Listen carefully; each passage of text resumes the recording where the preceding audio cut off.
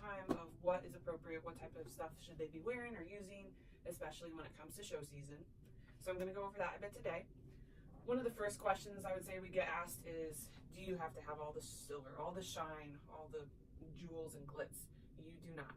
What I'm going to show you today is completely appropriate for 4-H shows, open shows, even some bigger open shows, and some entry-level breed shows as well.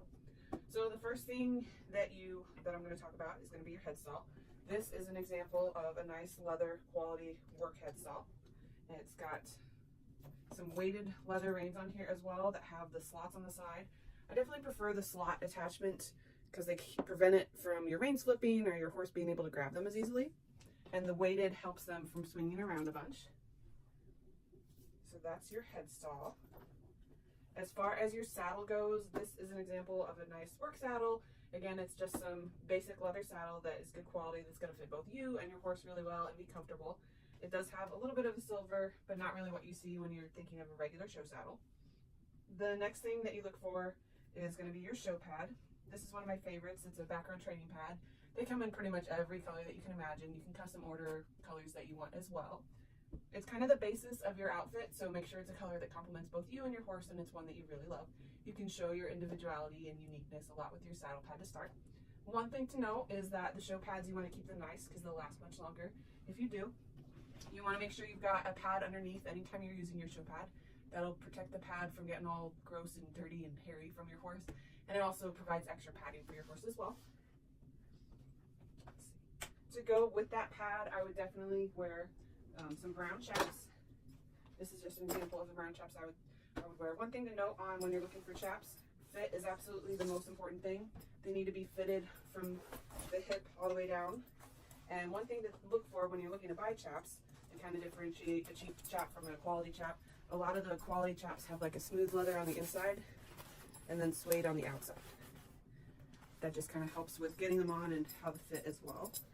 If your weight fluctuates a bit, they also have a fair amount of chaps that have a neoprene that runs down the length of the zipper, and that gives you a little bit of stretch so that if you grow, your chaps will still fit as far as that goes.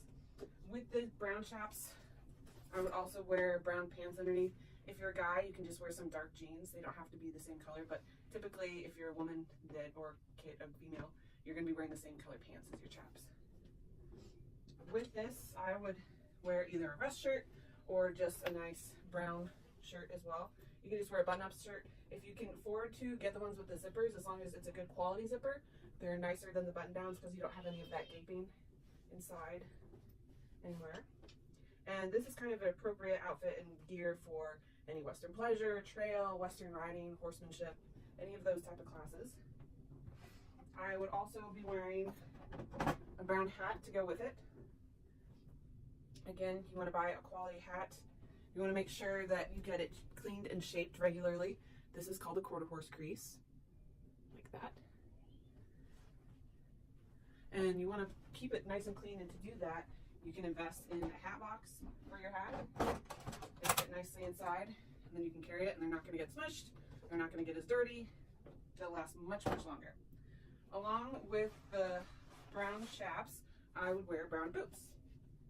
So here's another example of a nice leather brown boot that's going to last you for years and years and years. I've probably had these at least probably 5 or 6 years, and they're a Justin boot, but you want to make sure your boots match your chaps.